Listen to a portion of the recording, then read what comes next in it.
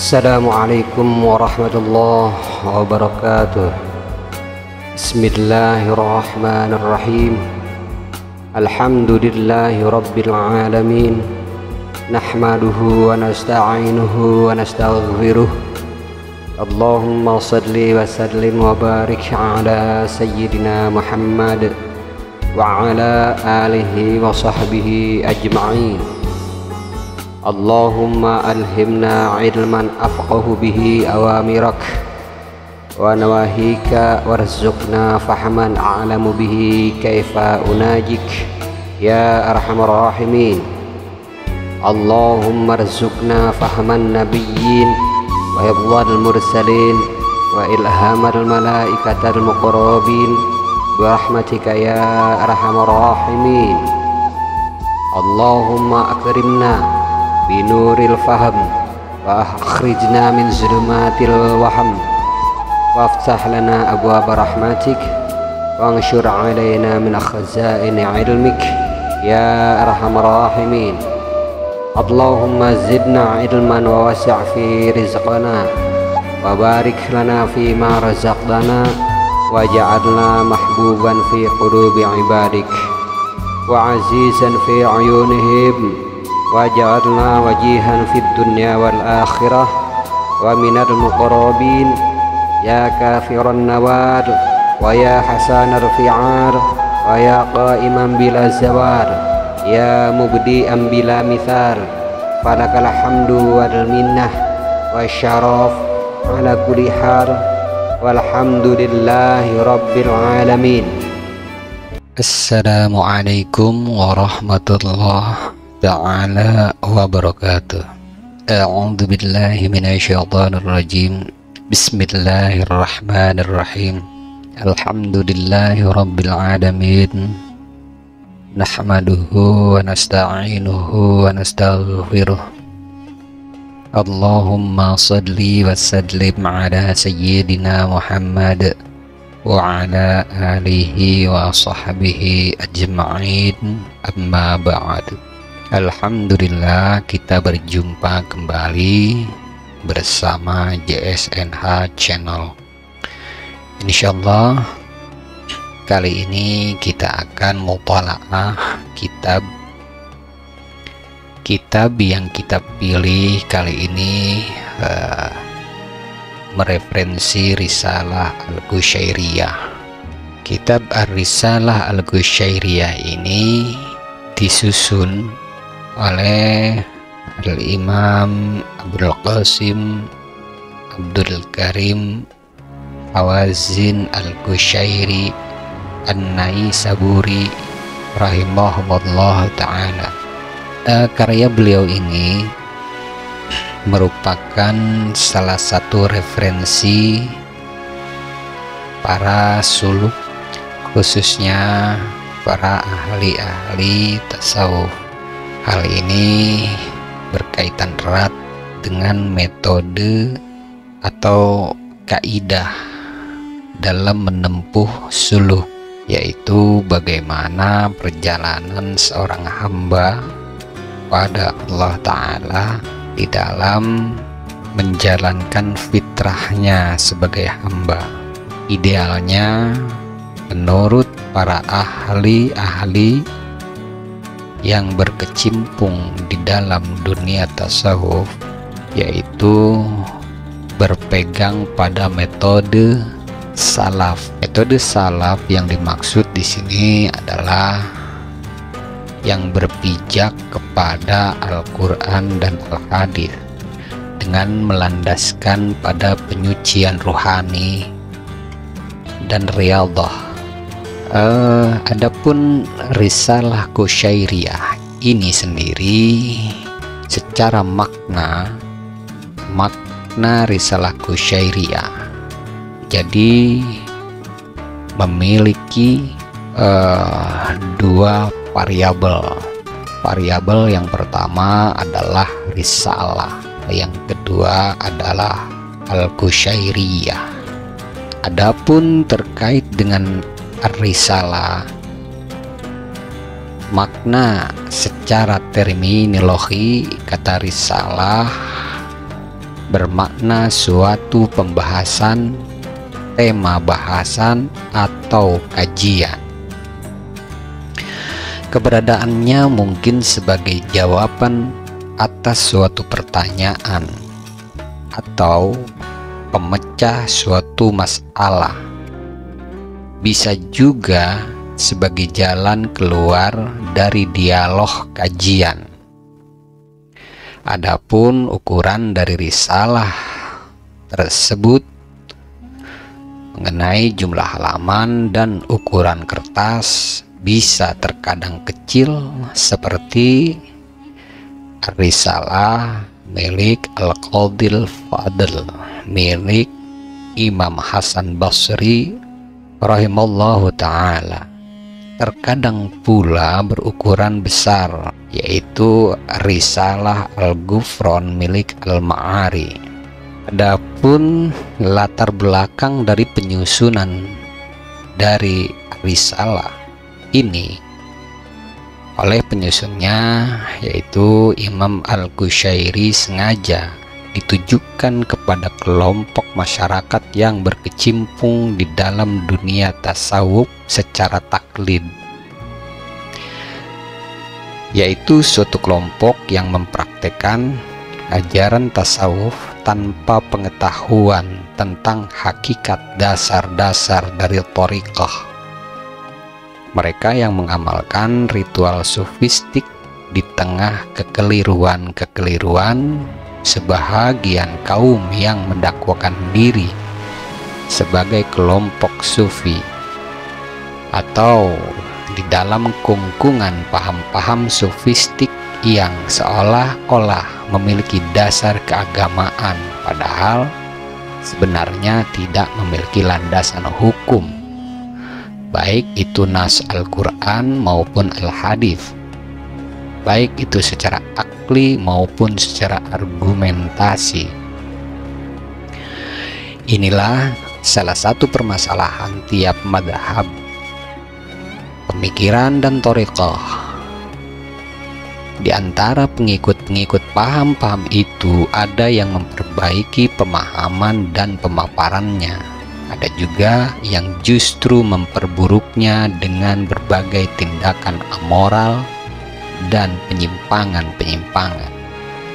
Karena itu, kehadiran Ar-Risalah ini merupakan sebuah gaung keberanian untuk meneriakkan kebenaran yang murni dan lahir dari hati yang diterangi oleh cahaya cinta kepada Allah Ta'ala dan kepada Rasulnya. Suatu kebenaran yang menerangi jalan Islam dan orang-orang yang menyalahgunakan ajaran tasawuf atau memang tidak mengerti tentang hakikat daripada tasawuf itu sendiri, serta sekaligus membukakan mata mereka tentang hakikat tasawuf dari sisi amalan, ruh, halusinasi, dan praktek ritual di dalam Islam. Sesungguhnya ruh Islam sebagaimana yang tergambar di dalam beberapa ayat sebagai berikut: wa nafsiu wa ma sawwaha fa alhamaha ujuraha wa taqwaha qad aflaha man zakkaha wa qad khaba man dassaha. Dan jiwa serta penyempurnaan ciptaannya, maka Allah Ta'ala mengilhamkan kepada jiwa itu jalan kefasikan dan ketakwaannya. Sesungguhnya beruntunglah orang yang mensucikan jiwa, dan sesungguhnya amat merugilah orang yang mengotori jiwa. Asy-Syams ayat 7-10. Di dalam redaksi ayat yang lain dikatakan qad aflaha man zakkaha wa dzakara isma rabbih fasadla. Al-A'la 15 14-15. Sesungguhnya beruntunglah orang yang membersihkan diri dengan beriman dan dia ingat nama Tuhannya, lalu dia sembahyang. Kemudian di ayat lain juga dikatakan, walladzina jahadu fina lanahdiyannahum subulana wa innallaha lama'al muhsinin. Dan orang yang berjihad untuk mencari keridhaan kami, benar-benar akan kami tunjukkan kepada mereka jalan-jalan kami. Dan sesungguhnya Allah Ta'ala benar-benar beserta orang-orang yang berbuat baik. Al-Ankabut 69. Juga termaktub di dalam surah Al-A'raf ayat 205, Wadhkur rabbaka fi nafsika tadarru'an wa khifatan wa dunal jahr minal qawli bil ghuduwwi wal asal wa la takum minal ghafilin. Dan sebutlah nama Tuhanmu dalam hatimu dengan merendahkan diri dan rasa takut, serta tidak dengan mengeraskan suara di waktu pagi dan petang, dan janganlah kamu termasuk orang-orang yang lalai. Di ayat lain juga dikatakan, wattaqullaha wa yu'allimukumullah wallahu bikulli syai'in alim. Al-Baqarah 282. Dan bertakwalah kepada Allah Ta'ala. Allah Ta'ala mengajarmu, dan Allah Ta'ala Maha mengetahui segala sesuatu. Rasulullah Shallallahu Alaihi Wasallam bersabda, al-ihsanu an ta'budallah ka'annaka tarahu fa in lam takun tarahu fa innahu yarak. Hadis riwayat Imam Muslim, Imam Tirmidzi, Imam Abu Daud, dan Imam An-Nasai. Ihsan adalah engkau menyembah Allah seakan-akan engkau melihatnya. Jika engkau belum mampu melihatnya, maka sesungguhnya Allah Ta'ala melihatmu. Imam Al-Qushairi bermaksud memberitahukan mereka bahwa kebenaran yang sebenarnya bukan seperti yang mereka ketahui, bahwa pengikut thariqah yang sesungguhnya adalah mereka yang berjalan di atas dasar Al-Quran dan Al-Hadis, tidak keluar darinya meski seujung jari pun. Mereka adalah orang-orang yang mengikuti jalan ulama salaf, baik di dalam keimanan, baik di dalam akidah maupun praktek ritual ibadah. Risalah Qushairiyah juga dihadapkan pada kaum sufi untuk menjelaskan tentang hakikat thariqah, sekaligus beberapa penyimpangan dan kekeliruan, mempertegas kebenaran thariqah hingga mereka tidak sesat atau disesatkan. Sesungguhnya tasawuf bukan sesuatu yang bersifat tambahan atau pengadaan kandungan Al-Quran dan Al-Hadis, akan tetapi justru merupakan bentuk abstraksi konkret tentang keagungan Islam yang selama itu tidak diperhatikan oleh para ulama faqih setelah periode ulama salaf. Mereka sibuk dengan pertikaian perbedaan pendapat, terpecah-pecah dalam berbagai pendapat, sehingga kurang memperhatikan praktek ritual, dunia tasawuf, dunia sofistik yang pernah dipraktekkan periode sahabat dan para ulama salaf. Generasi Islam dewasa ini seandainya mengikuti jejak para ulama salaf yang saleh, yang hidup di kurun-kurun waktu pertama, tentu kehidupan keagamaan mereka berada di garis nilai kebenarannya meliputi aspek pendidikan, praktek ritual, dan pemahaman. Mereka tidak mungkin menafsirkan secara negatif bahwa kecenderungan kemunduran umat Islam abad ini, yaitu abad di masa Syekh Al-Qushairi, disebabkan oleh keberadaan madrasah sufi yang terpisah dari madrasah ulama faqih dan kaum teolog atau kalam. Asumsi ini didasarkan pada satu sebab, bahwa generasi Islam periode pertama mengambil Islam secara utuh, menjadikan pemikiran, pendidikan, ritual, dakwah, dan fakih dalam satu kesatuan yang utuh, menggabungkan kejernihan hukum dan nilai ketakwaan dalam keutuhan dunia sufistik. Dalam memahami aspek hukum tanpa harus meninggalkan aspek lainnya. Inilah yang disebut dengan Islam. Adapun sejarah penyusunan kitab Ar-Risalah ini sendiri, demikian itu terjadi pada tahun 438 Hijriah atau bertepatan dengan 1046 Masehi, ketika Syekh memasuki usia 62 tahun, saat-saat di mana kematangan pemikiran seseorang mencapai puncaknya. Segala puji bagi Allah Ta'ala yang menguasai keagungan kerajaannya, memanunggali keelokan kemahaluasan kekuasaannya, mendigdayani dengan keluhuran keesaannya, dan mengkudusi dengan ketinggian fungsi sebagai pusat penghambaan. Dia agung dalam zatnya, keagungannya mengecilkan segala bentuk keserupaan dan penyerupaan. Suci yang maha suci bagi zat dalam segala sifatnya dari segala bentuk penggambarannya. Baginya beberapa sifat khusus dengan al-haknya. Semua ayat berbicara bahwa dia benar-benar tidak serupa dengan makhluknya.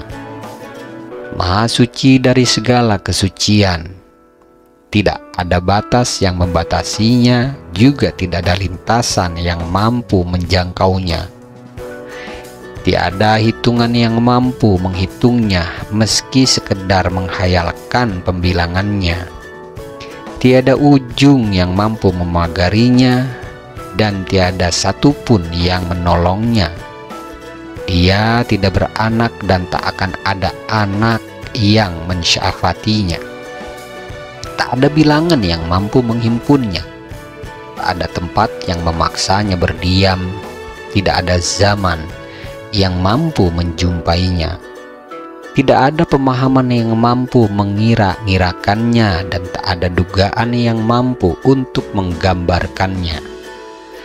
Dia Allah tinggi yang maha tinggi, luhur yang maha luhur dari ucapan bagaimana dia atau di mana dia.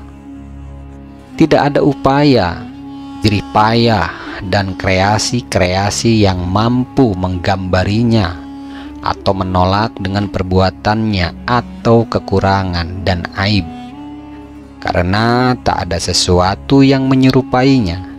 Dia Allah maha mendengar dan melihat. Kehidupan apapun tidak ada yang mengalahkannya. Dia Allah zat yang maha tahu dan kuasa.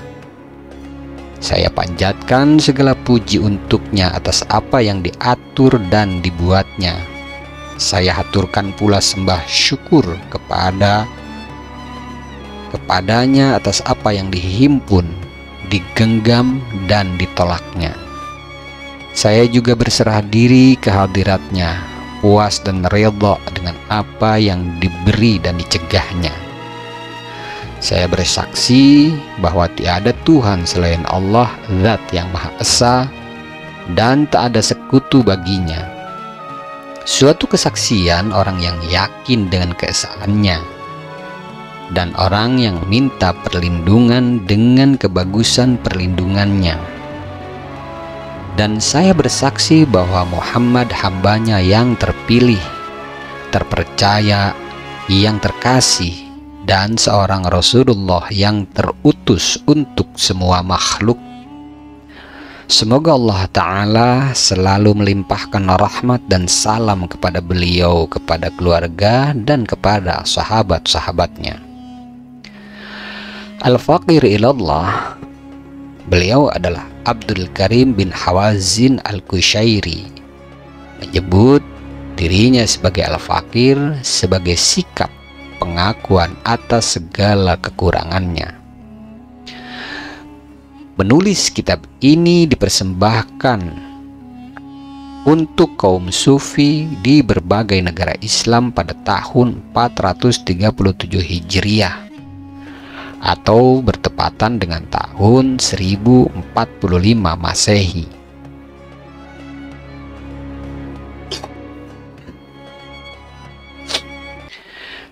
Terkait dengan kaum sufi, Allah Ta'ala benar-benar telah menjadikan kaum ini sebagai kelompok para waliullah terpilih, mengutamakan mereka atas semua hambanya setelah para rasul dan nabinya. Semoga Allah Ta'ala memberi sholawat dan salam kepada mereka, menjadikan hati mereka tambang berbagai rahasianya, dan mengkhususkan mereka lebih dari umatnya yang lain dengan pantulan cahayanya. Mereka bagai hujan bagi makhluknya yang selalu berputar dan berkeliling bersama Al-Haq, dengan kehakikatannya di tengah keumuman tingkah laku manusia. Allah Ta'ala menjernihkan mereka dari segala kotoran sifat manusia, melembutkan hati dan rohani mereka pada pencapaian tempat-tempat musyahadah atau persaksian rohani pada kebesaran dan rahasia kegaiban Allah Azza wa Jalla. Dengan penampakan Al-Haq dari segala hakikat keesaannya, menempatkan mereka untuk tetap tegak dengan sikap penyembahan dan mempersaksikan pada mereka saluran-saluran hukum ketuhanan. Karena itu, mereka mampu dalam menunaikan segala bentuk kewajiban yang dibebankan kepada mereka, mampu menghakikati segala yang dianugerahkannya berupa perubahan-perubahan dan berbagai putaran hidup. Kemudian kembali pada Allah Ta'ala dengan kebenaran iftikar atau butuh dan menggantungkan pada kehadiran peran serta Allah Ta'ala, dan hati yang remuk redam karena Allah Ta'ala. Sesungguhnya Allah Ta'ala adalah zat yang maha luhur dan tinggi, bebas berbuat apa yang dikehendakinya, bebas memilih siapa saja yang dikehendakinya. Tidak ada yang memberi ketentuan hukum kepadanya. Tidak ada kebenaran bagi makhluk yang mengharuskan pada Allah Ta'ala, sebab pahalanya adalah awal keutamaan dan siksaannya adalah hukum keadilannya. Perintahnya merupakan ketentuan yang mutlak dari Allah Ta'ala. Terkait dengan pergumulan spiritual, ketahuilah sesungguhnya ahli hakikat sebagian besar telah punah. Tidak ada yang tersisa di masa kita dari kelompok ini kecuali hanya bekas-bekasnya. Sungguh kelemahan telah terjadi di kelompok ini, bahkan mereka terkikis dari peran kehidupan. Para guru sufi yang memberikan petunjuk kebenaran telah lewat. Sedikit sekali para pemuda yang mengikuti jejak dan perilaku kehidupan mereka, sehingga sifat wara'i menjadi tergeser dari nilai kehidupan. Kesederhanaan menjadi tergulung, sifat tamak menjadi lebih dominan dan kuat. Hati terjauh dari rasa hormat pada syariat, dan sedikit yang bisa dihitung dari mereka yang benar-benar menaruh perhatian kepada agama. Dan akhirnya banyak manusia yang menyepelekan batas ketentuan hukum antara yang haram dan yang halal. sebagaimana sikap mereka yang meremehkan pelaksanaan ibadah. Maka terhadap kewajiban puasa dan sholat pun mereka berbuat hal yang sama. Manusia ini membiarkan langkah-langkahnya menjelajahi lapangan yang menyebabkan dirinya lupa, menekuni kecondongan yang mengikuti hawa nafsu, sedikit menaruh perhatian pada pemberian yang belum jelas status hukumnya, dan mencari perlindungan dari legitimasi dukungan rakyat, dukungan wanita, dan pemegang kekuasaan. Kemudian, kelompok sufi tidak rela dengan transaksi saling memberi yang bersumber dari kebusukan sikap, sehingga mereka menunjukkan ketinggian nilai hakikat dan perilaku batin.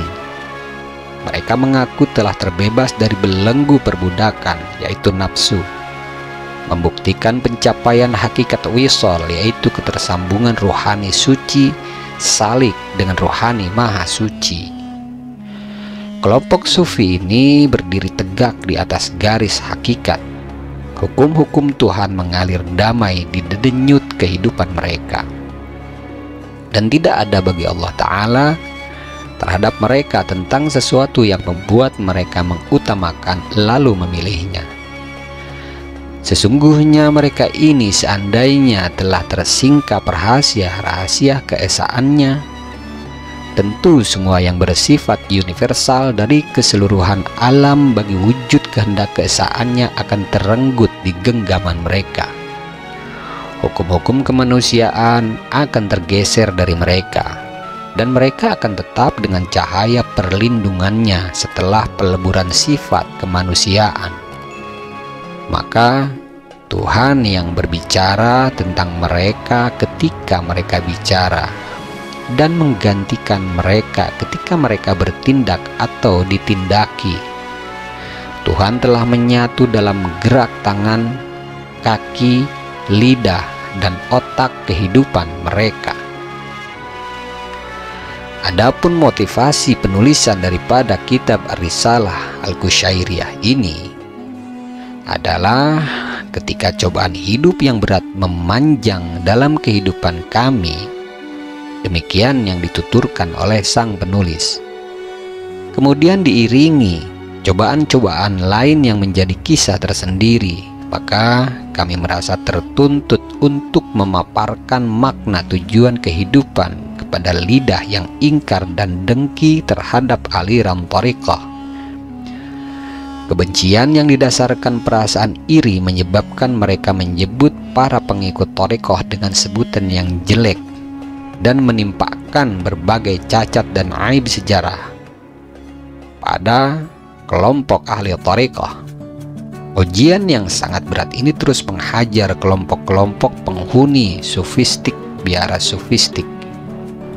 Bahkan mereka semakin menjadi-jadi, dan ketika berpikir bahwa kelemahan telah pupus, maka saya berharap semoga Allah Ta'ala melimpahi peringatan yang lembut kepada kelompok penentang sunnah dan pelaku pelecehan nilai-nilai etika thariqah. Ketika waktu menolak kecuali hanya bermuatan tuntutan, kesulitan, dan kebanyakan para penghuni biara kaum sufi di zaman ini hidup di dalam teror dan intimidasi secara terus-menerus, maka saya bersimpati dan mengasihi hati mereka yang luka dengan membangunkan sebuah kaidah, sebuah tuntutan, sebuah tuntunan dan petunjuk-petunjuk cara bermunajat, yang semua itu didasarkan atas nilai-nilai keislaman zaman sahabat dan para tabi'in yang bersumber pada Al-Quran dan Rasulullah Sallallahu Alaihi Wasallam. Oleh karena itu, kehadiran Ar-Risalah ini sengaja saya persembahkan kepada kalian, wahai hamba-hamba yang dimuliakan oleh Allah Ta'ala. Di dalamnya juga disebutkan beberapa autobiografi para guru thariqah dari kalangan kaum sufi menyangkut perilaku, akhlak, sikap, kebiasaan dan akidah mereka. Juga beberapa penemuan kerohanian yang mereka dapatkan dan cara-cara penampakan pencapaian tingkat kewalian dari awal hingga batas akhir. Semua ini saya lakukan dengan tujuan supaya para pengikut thariqah atau para pendaki rohani menjadi kuat dan kokoh. Dari kalian, saya memiliki bukti dengan pembetulan penularan pengaduan batin hamba yang dicintai oleh Allah Ta'ala adalah kesenangan yang saya miliki. Hanya dari Allah, Zat yang maha mulia, segala kemuliaan dan ganjaran tersebut berasal.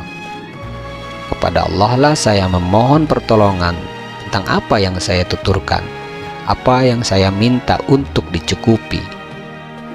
Saya juga memohon perlindungan untuk dipelihara dari kesalahan, memohon ampunan dan kesertaannya dalam segala yang saya mohon. Dia, Allah, dengan segala keutamaan adalah patut dan terhadap apa yang dikehendakinya berkuasa. Tertanda Abul Qasim Abdul Karim bin Hawazin Al-Qushairi, 438 Hijriah atau bertepatan 1046 Masehi. Demikian prakata daripada pengarang kitab Ar-Risalah Al-Qushairiyah ini. Insyaallah kita akan membahas lebih lanjut terkait dengan apa yang telah tercatat di dalam kitab beliau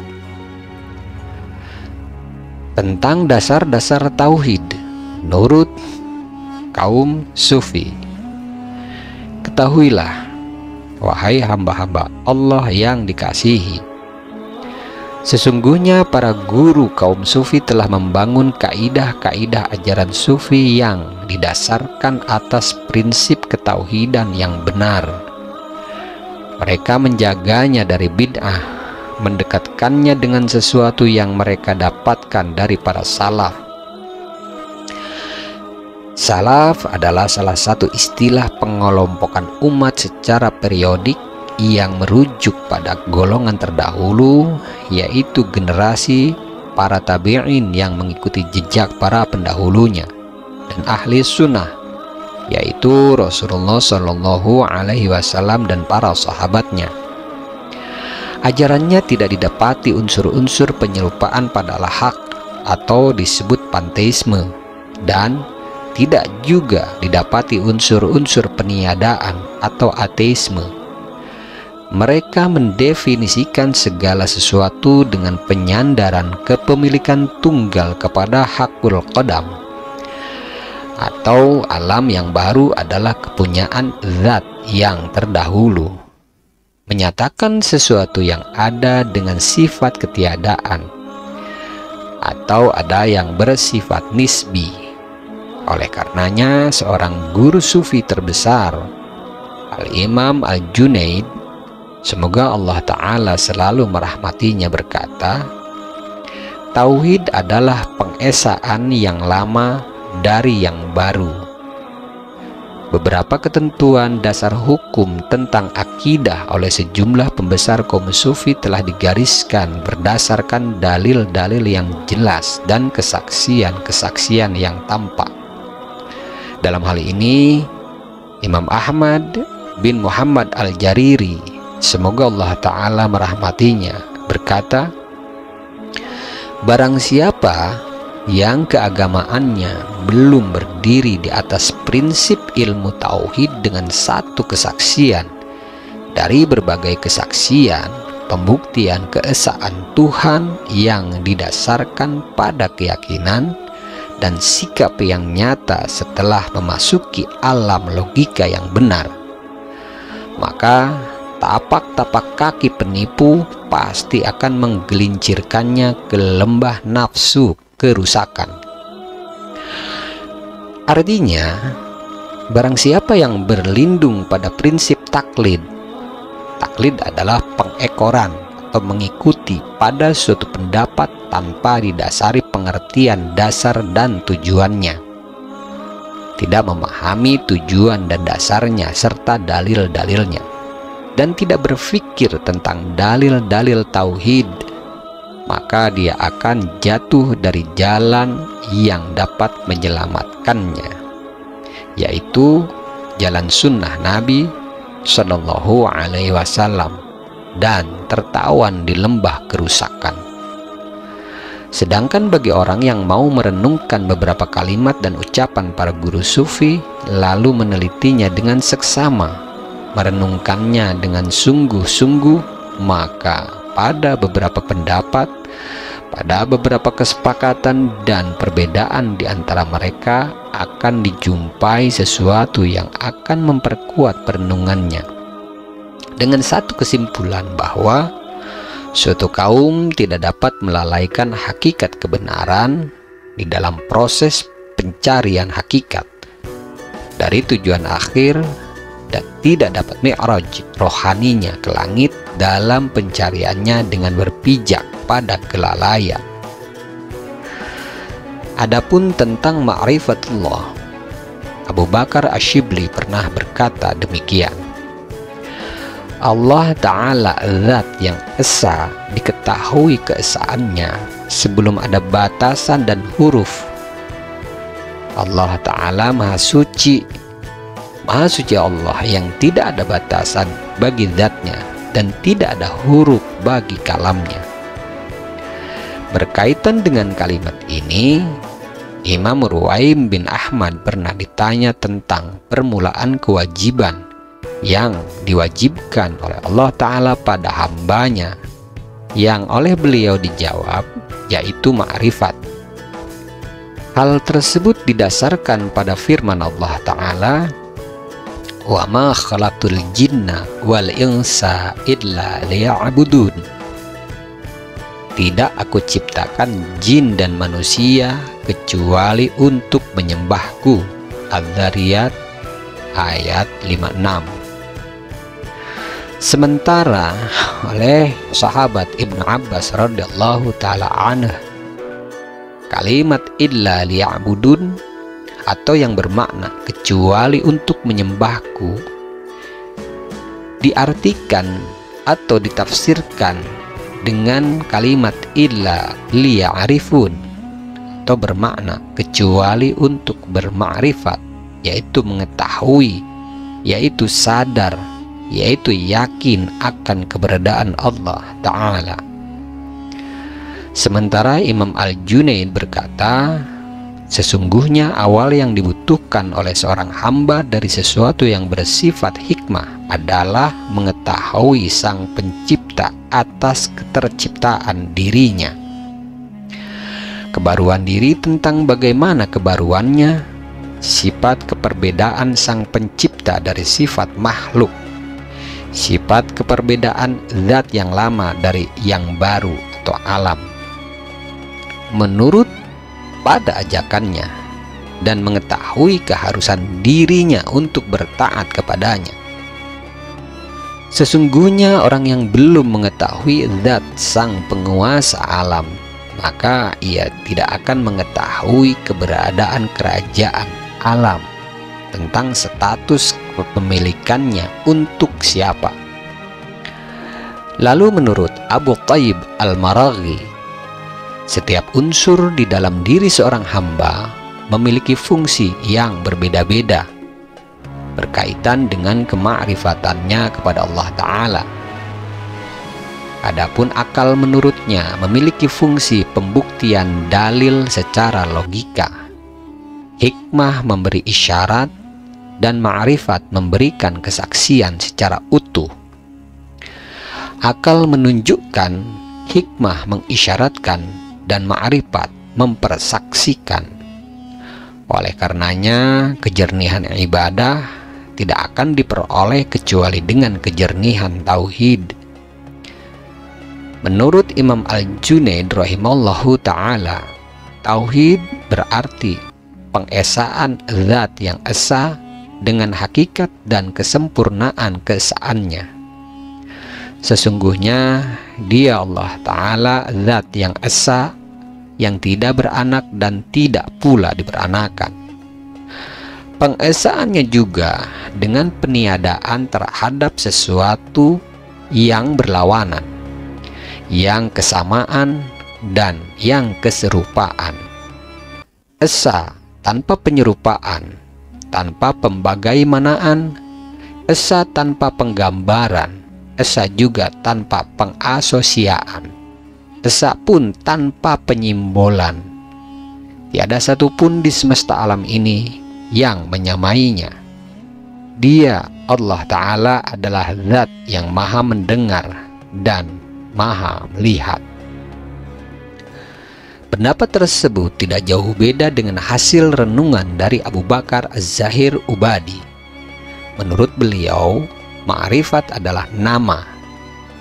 Artinya adalah keberadaan pengagungan dalam hati yang mencegahnya dari sikap ateis dan kufur, atau ketiadaan pengakuan pada Tuhan dan keberadaan pengakuan yang disertai penyerupaan. Adapun sifat-sifat Allah Ta'ala menurut para ahli sufi, tauhid adalah pengetahuan. Tauhid adalah pengetahuan Anda bahwa bagi zat Allah tidak ada keserupaan dan tidak ada pula peniadaan bagi sifat-sifatnya. Demikian yang dikatakan oleh Abu Hasan Al-Bushanji. Sementara Husain bin Mansur mendefinisikannya dengan rumusan yang berbeda meski nuansanya memiliki arti yang sama. Menurut beliau, sifat lama adalah baginya. Oleh karena itu, sesuatu yang dengan jasad penampakannya dapat menjadi, maka penampakan untuk menjadi adalah keharusan. Sesuatu yang dengan berbagai perangkat keterkumpulannya dapat menjadi, maka perangkat yang memperkuat keberadaannya untuk menjadi adalah suatu keharusan, yaitu suatu keharusan menjadi atau mengada yang sifatnya untuk mempertahankan keberadaannya. Sesuatu yang waktu merajutnya, maka pemisahan waktu adalah lawannya. Sesuatu yang tegaknya berkaitan dengan lainnya, maka perkatan di situ menjadi keniscayaan. Dan sesuatu yang khayalan mampu menerkamnya, maka penggambaran harus lebih mengunggulinya. Barang siapa yang mencari dan memberi perlindungan di mana tempatnya berada, maka Tuhan tidak berlindung di atas atau di tempat atas, tidak pula di bawah, tidak pula berlindung di bawah, tidak menerima pembatas, dan tidak juga didesak dengan keterhimpitan selainnya di sisinya. Tidak pula dijangkau oleh yang belakang dan tidak dipagari oleh yang depan, tidak dimunculkan oleh yang sebelumnya dan tidak dikumpulkan oleh yang terkumpul, tidak pula diadakan oleh yang ada, tidak ditiadakan oleh yang tiada. Sifatnya tidak bersifat atau bergambar, perbuatannya juga tidak bersebab, keberadaannya tidak berbatas, segalanya terbebas dari tingkah laku makhluk. Kemaha penciptaannya tidak ada pasangannya, perbuatannya tidak ada alasan, keterdahuluannya jelas, dan kebaruan makhluk juga jelas. Jika kamu mengatakan bahwa waktu telah berlalu, maka keberadaannya sungguh melampaui waktu yang berlalu itu. Jika kamu mengatakan huwa adalah kata ganti tunggal untuk Allah Ta'ala yang berarti dia, makna huruf H dan waw itu sendiri adalah makhluk. Dan jika kamu bertanya di mana, maka keberadaannya telah mendahului tempat. Huruf-huruf adalah ayat-ayatnya atau tanda-tandanya. Keberadaannya adalah ketetapannya. Ma'rifatnya adalah pengesaan terhadapnya. Pengesaannya adalah membedakannya dari makhluknya. Apa yang tergambar di dalam khayalan adalah berbeda dengan keberadaannya. bagaimana sesuatu yang darinya bertempat adalah permulaan sesuatu itu, atau kembali kepadanya apa yang telah disusunnya. Persangkaan-persangkaan tidak mampu menerima Tuhan. Kedekatannya adalah karamahnya, dan keterjauhannya adalah penghinaannya. Ketinggiannya tanpa naik, kedatangannya tanpa berpindah. Dia Allah adalah zat yang pertama, yang terakhir, yang tampak, yang tersembunyi, yang dekat, yang jauh, dan tidak ada sesuatu yang menyamainya. Dia Allah Ta'ala Maha mendengar lagi Maha melihat. Yusuf bin Husain bercerita, ada seorang laki-laki berdiri di hadapan Dhunnun al-Misri rahimahullahu ta'ala, lalu kemudian berkata, beritahukan kepadaku tentang makna dari tauhid. Lalu oleh beliau dijawab, hendaknya engkau mengetahui bahwa kekuasaan Allah Ta'ala dalam segala hal tanpa kerjasama, penciptaannya tanpa sebab atau alasan. Penyebab keterciptaan sesuatu itu sendiri juga ciptaannya. Oleh karena itu, tidak ada sebab yang melatar belakangi penciptaannya. Tidak ada yang di langit dan di bumi menjadi tinggi dan rendah sebagai bentuk pengaturan alam yang diatur selain Allah Ta'ala. Apa yang terlukis di khayalan manusia adalah berbeda dengan keberadaan Allah Ta'ala. Bagi Imam Al-Junaid rahimallahu ta'ala, tauhid berarti pengetahuan dan pengakuan bahwa Allah Ta'ala adalah zat yang tunggal dalam keabadian dan keterdahuluannya. Tak ada pihak kedua yang menyertainya. Apapun yang bergerak di alam tidak bekerja dengan sendirinya. Adapun iman, menurut Abu Abdullah bin Khafif adalah pembenaran hati terhadap sesuatu yang telah dijelaskan oleh Al-Haq, yang telah dijelaskan oleh Al-Haq tentang masalah-masalah gaib. Dalam hal ini, Imam Abu Abbas As-Sayyari berkata bahwa pemberian Allah Ta'ala itu ada dua. Yang pertama, karamah, dan yang kedua adalah istidraj. Karamah adalah kemuliaan, sementara istidraj adalah sungkunan. Apa yang tetap dan apa yang ditetapkan oleh Al-Haq kepada kamu adalah karamah, dan apa yang lenyap darimu adalah istidraj. Karena itu katakanlah, saya adalah orang mukmin insya Allah.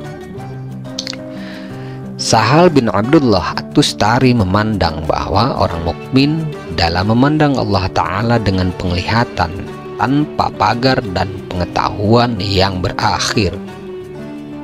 Hati adalah sejumlah kesaksian Al-Haq. Hal tersebut dikatakan oleh Abu Husain An-Nuri. Dan kami belum pernah melihat hati yang lebih rindu kepada Al-Haq melebihi hati Muhammad Sallallahu Alaihi Wasallam. Oleh karena itu Allah Ta'ala memuliakannya dengan Mi'raj yang bergerak dengan sangat cepat.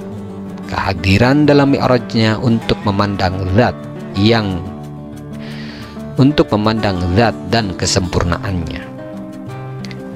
Abu Uthman Al-Maghribi pernah menuturkan pengalaman spiritualnya.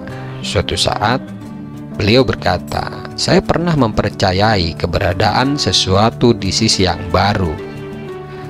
Ketika saya tiba di Baghdad, kepercayaan itu pun hilang dari hati saya. Lalu saya menulis surat kepada teman-teman saya di Mekah dan mengatakan, sesungguhnya sekarang saya menjadi seorang muslim yang baru. Pada kesempatan kali, dia pernah ditanya oleh seseorang tentang penciptaan, lalu kemudian berjawab, perubahan-perubahan atau evolusi dan bayangan-bayangan terdapat hukum Tuhan yang berlaku kepada mereka. Sementara Al-Wasiti pernah berkata, ketika sejumlah ruh dan jasad berdiri berjajar di sisi Allah Ta'ala, keduanya nampak tidak dengan zatnya, Demikian pula halnya dengan getaran-getaran hati dan gerakan-gerakan organ tubuh yang berdiri dengan Allah Ta'ala tanpa keberadaan zatnya. Karena gerakan dan getaran hati merupakan perpanjangan bagian dari jasad dan ruh. Adapun pengertian rezeki, sesungguhnya rizki yang diterima setiap hamba adalah makhluk Allah. Segala sesuatu di alam ini, baik yang bersifat fisik atau non-fisik, memiliki jasad atau tidak, adalah ciptaan Allah Ta'ala. Tidak ada pencipta selain Allah Ta'ala. Yang dicari Allah Ta'ala akan sampai kepada Allah Ta'ala, maka pelakunya itu adalah orang yang payah. Dan jika pencarian untuk sampai kepadanya itu tanpa upaya yang keras, maka pelakunya adalah orang yang dianugerahi. Al-maqamat adalah istilah sesuatu yang dicari, atau maqamat itu adalah derajat. Menurut Al-Wasiti, terbagi dalam beberapa bagian dan sifat-sifat atau tempelan-tempelan yang diganjarkan. Maka bagaimana perolehannya tergantung dengan gerakan-gerakan dan upaya-upaya yang panjang dan yang bersungguh-sungguh. Adapun pengertian kufur, seorang ulama besar Al-Wasiti suatu saat ditanya tentang arti kufur kepada Allah Ta'ala. Maka beliau menjawab bahwa kufur dan iman, dunia dan akhirat adalah dari, menuju, dengan, dan bagi Allah. Dari Allah Ta'ala segala permulaan dan susunan, kepadanya tempat kembali dan berakhir, bersamanya sesuatu yang tetap dan lenyap, dan baginya semua kerajaan dan ciptaan.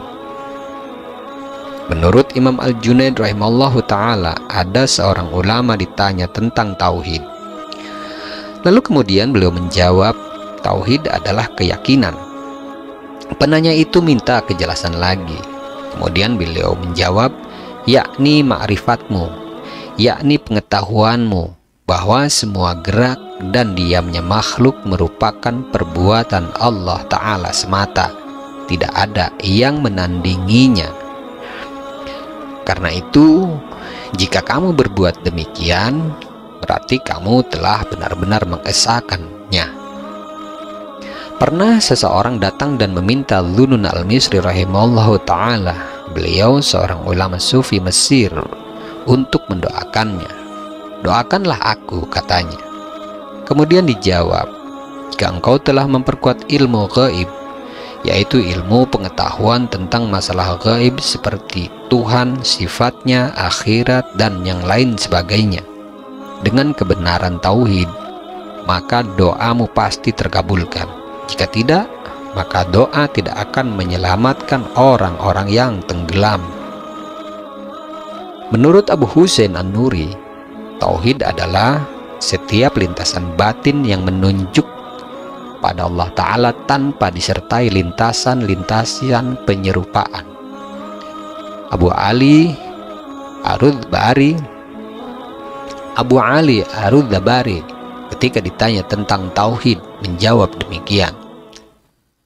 Tauhid adalah ketetapan hati secara kontinu dan stabil akan keesaannya dengan penetapan pemisahan pengingkaran Tuhan, atau dengan kata lain ateisme, dan penyerupaan atau penyekutuan Tuhan. Tauhid mengkristal dalam satu kalimat, yaitu setiap apa yang bisa digambarkan, khayal, dan akal adalah bukan Tuhan Allah. Allah Maha Suci dari segala sesuatu itu. Laisa kamitslihi syai' wa huwas sami'ul basir. Tidak ada keserupaan sedikit pun baginya. Dia Allah Ta'ala Maha mendengar dan Maha melihat. Abul Qasim An-Nasr Abadhi berkata, surga itu tetap dengan penetapannya. Penyebutannya bagimu, rahmat dan keciptaannya untukmu adalah tetap juga dengan penetapannya. Keduanya ada antara ketetapan dan penetapannya, dan penetapan yang ditetapkannya. Sementara ahlul haq, yaitu golongan hakikat, mengatakan sesungguhnya sifat-sifat zat yang qadim, maha terdahulu, adalah tetap dengan ketetapannya, berbeda dengan yang dikatakan oleh para penentang al-haq. Sementara An-Nasr Abadi berkata, engkau terombang-ambing antara sifat-sifat perbuatan dan sifat-sifat zat. Keduanya adalah sifat Allah Ta'ala yang mempertegas kehakikatannya. Jika kelinglunganmu karena kecintaanmu pada Allah Ta'ala berada di maqam atau di tingkat posisi kemakrifatan perpisahan atau farku, maka kedekatanmu terjadi dengan sifat-sifat perbuatannya. Dan jika pencapaianmu sampai di maqam jam'i, yaitu makom keterkumpul atau penyatuan hamba dengan Allah Ta'ala, maka kedekatanmu terjadi dengan sifat-sifat zatnya. Abu Ishaq Al-Asfarayain, seorang guru spiritual bergelar imam, menuturkan kisah perjalanan spiritualnya. Ketika tiba dari Baghdad, aku mengajar di Masjid Naisabur tentang masalah ruh. Aku jelaskan bahwa ruh adalah makhluk. Saat itu Abul Qasim An-Nasr Abadi yang sedang duduk berjauhan dari majelis kami memperhatikan kalimat-kalimatku dan melewatinya beberapa hari hingga batas waktu tertentu yang membuatnya tak kuasa untuk mengatakan perubahan jiwanya kepada Muhammad Al-Farra. Saya bersaksi, akunya, bahwa saya telah menjadi seorang muslim yang baru melalui tangan laki-laki itu. Lanjutnya sambil menunjuk ke arahku. Kabarkan kepadaku tentang Allah, tanya seorang kepada Yahya bin Mu'adz. Dia adalah Tuhan yang esa. Bagaimana dia? Dia raja yang berkuasa. Di mana dia? Di tempat pengintaian. Penanya itu tidak puas dengan jawaban Ibnu Mu'adz. Aku tidak bertanya kepadamu tentang itu, katanya kemudian. Apa ada selain itu? Ibnu Syahin pernah bertanya kepada Imam Al-Junaid rahimahullah ta'ala tentang makna ma'a atau tentang makna bersama. Lalu oleh beliau dijawab, ma'a atau bersama mempunyai dua arti. Bersama para nabi, ma'a berarti pertolongan dan perlindungan. Berdasarkan firman Allah Ta'ala, innani ma'akuma asma' wa ara. Sesungguhnya aku bersama kamu berdua, aku mendengar dan melihat. Ma'a yang kedua atau makna bersama yang kedua umum adalah ma'a yang berarti ilmu pengetahuan Allah dan peliputan dengan dasar firman-Nya, ma yakunu min najwa thalathatin illa huwa rabi'uhum. Tiada pembicaraan rahasia antara tiga orang melainkan dialah keempatnya. Kemudian Ibnu Syahin berkata, orang seperti Anda patut menjadi petunjuk bagi umat menuju Allah Ta'ala. Adapun pengertian arash, Dzunun Al-Misri rahimahullah ta'ala pernah ditanya seseorang tentang ayat yang berbunyi Ar-Rahmanu 'alal arasyistawa, yang bermakna Tuhan yang maha pemurah yang bersemayam di atas arash. Lalu kemudian dijawab oleh Dzunun Al-Misri rahimahullah ta'ala, zatnya tetap, tempatnya tidak ada, sebab dia Allah ada dengan zatnya, sedang segala sesuatu ada dengan hukumnya menurut kehendaknya.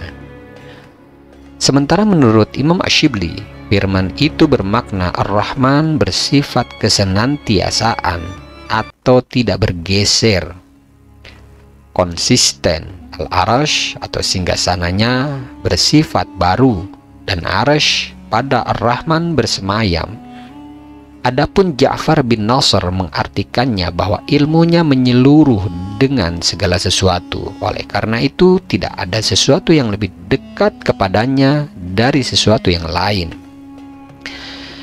Ja'far Shiddiq berkata, barang siapa yang meyakini bahwa Allah dalam, dari, dan di atas sesuatu, maka dia telah berbuat syirik. Karena jika dia Allah Ta'ala berada dalam sesuatu, niscaya dia Allah Ta'ala terkurung. Jika dari sesuatu, maka dia Allah Ta'ala baru tercipta. Dan jika di atas sesuatu, berarti dia Allah Ta'ala terpikul. Kemudian dia melanjutkan dengan mengomentari ayat tsumma dana fatadadla. Kemudian dia mendekat lalu bertambah dekat lagi. Menurutnya, orang yang menduga bahwa dirinya telah dekat kepada Allah Ta'ala, pada hakikatnya dia menciptakan jarak. Sesungguhnya kesaling dekatan seorang hamba dengan Allah Ta'ala adalah ketika kedekatan darinya setelah kejauhan dari macam-macam pengetahuan, karena tak ada yang dekat dan jauh. Hakikat kedekatan, kata Al-Kharaj, adalah hilangnya rasa ada sesuatu dari hati berganti ketundukan nurani kepada Allah Ta'ala. Suatu saat Ibrahim Al-Khawas melihat sesuatu yang aneh. Saat aku berhenti di hadapan seorang laki-laki yang barusan dibanting setan, kisahnya, aku bermaksud mengazaninya melalui telinganya. Tiba-tiba setan menegurku dari rongga badannya, tinggalkan dia. Aku akan membunuhnya karena ucapannya yang mengatakan bahwa Al-Quran adalah makhluk. Menurut Ibnu Atta, bahwa Allah Ta'ala ketika menciptakan huruf, baginya diciptakan pula rahasia.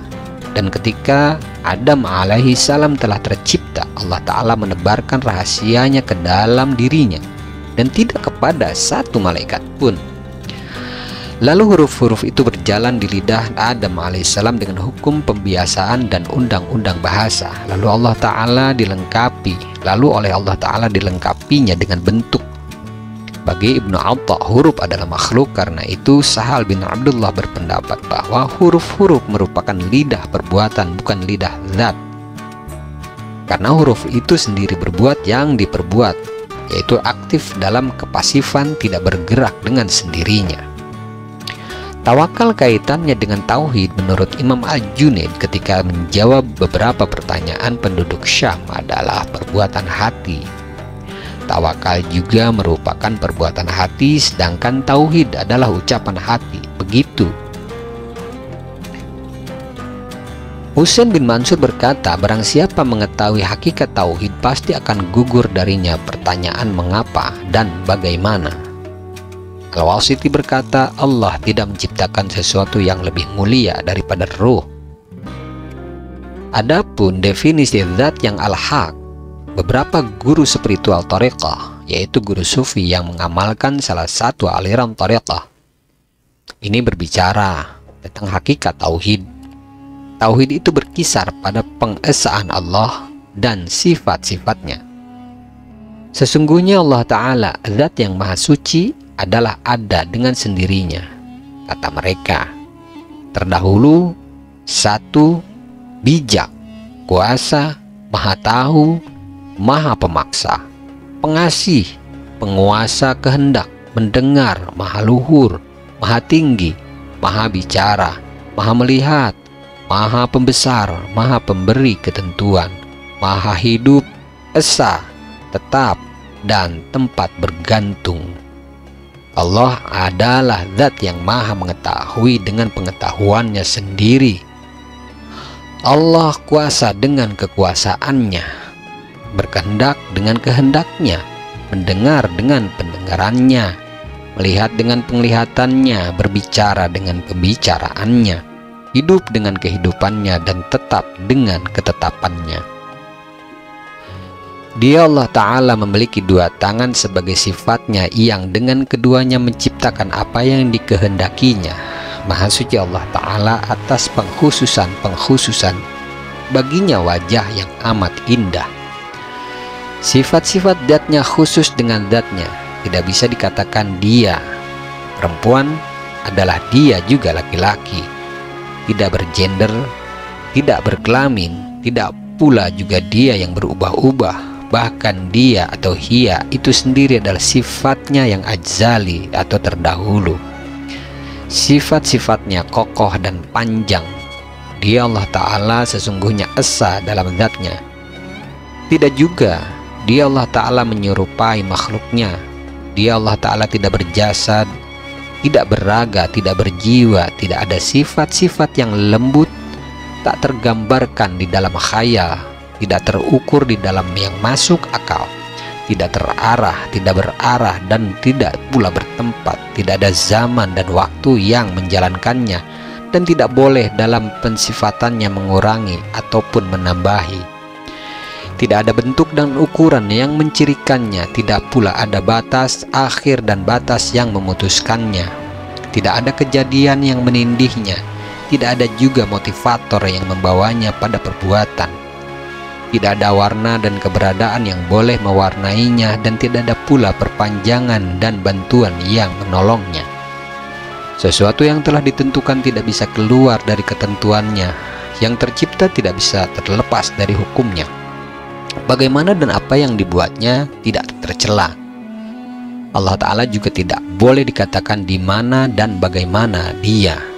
Keberadaannya tidak dimulai, tidak pula bisa ditanyakan kapan keberadaannya. Sifat kekalnya juga tidak berakhir. Oleh karena itu, Dia Allah Ta'ala dikatakan sebagai zat yang menyempurnakan ajal dan zaman.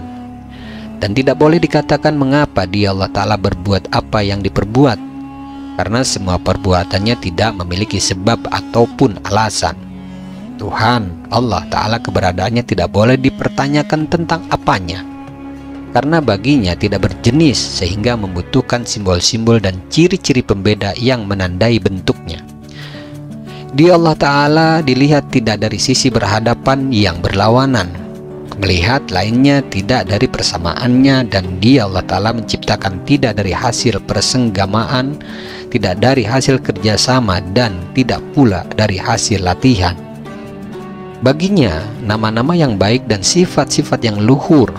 Dia Allah Ta'ala berbuat apa yang dikehendaki dan menundukkan hambanya pada hikmahnya. Tidak berjalan di dalam kekuasaannya kecuali apa yang dikehendakinya, dan tidak akan terjadi dalam kerajaannya melainkan telah didahului oleh suatu ketentuan. Dia Allah Ta'ala mencipta rezeki hamba-hambanya yang baik maupun yang buruk, direproduksinya pula apa yang ada di dalamnya, baik yang kasat maupun yang tidak kasat mata, berwujud atau hanya berupa bayang-bayang. Para rasul utusannya kepada seluruh umat, tanpa Dia Allah Ta'ala harus terikat dengan kewajiban. Diharuskannya manusia menyembah melalui lidah para nabi. Semoga Allah Ta'ala melimpahkan rahmat dan salamnya dengan sesuatu yang tak ada bagi siapa saja yang mampu mengecam maupun menentangnya atau berpaling darinya. Diperkuatnya Nabi kita Muhammad SAW dengan beberapa mukjizat yang tampak dan ayat-ayat yang indah, dengan sesuatu yang menyingkirkan uzur, mempertegas keyakinan dan mengidentifikasikan kemungkaran. Allah Ta'ala juga menjaga kecemerlangan Islam setelah kewafatan nabinya yang mulia dengan para khalifah yang diberi petunjuk, kemudian memelihara yang hak dan menolongnya dengan memberi penjelasan berupa argumen-argumen agama melalui lidah para walinya, menjaga umat yang bersih dari masyarakat yang sesat, memotong materi ajaran yang salah dengan dalil yang mantap, dan memenuhi apa yang telah dijanjikannya berupa kemenangan agama dengan firman-Nya berupa kemenangan agama. Liyuzhiru 'ala dini kulli walau karihal musyrikun, agar Dia Allah Ta'ala memenangkannya di atas segala agama meskipun orang-orang musyrik benci. Demikian terkait dengan pemahaman tauhid yang menurut para ahli-ahli tasawuf. Kurang lebih mohon maaf jika ada kata-kata atau kalimat saya yang salah, maka hal tersebut adalah mutlak dari kesalahan saya dan kebodohan saya. Saya mohon maaf kepada para mustami'. Semoga saya diberikan koreksi, dan saya juga memohon maaf, memohon ampunan kepada Allah Ta'ala. Semoga Allah Ta'ala memberikan saya hidayah. Jika ada kata-kata yang mengandung kebenaran di dalam penjelasan dari awal sampai akhir, maka hal tersebut mutlak datang dari Allah Ta'ala. Kebenaran tersebut bukan dari pribadi saya. Insya Allah kita akan berjumpa kembali pada segmen yang lain. Wabillahi taufiq wal hidayah. Wassalamualaikum warahmatullahi taala wabarakatuh. Bismillahirrahmanirrahim. Allahumma inna nastauda'nak ma qara'nah wa ma katsabnah wa ma sami'nah.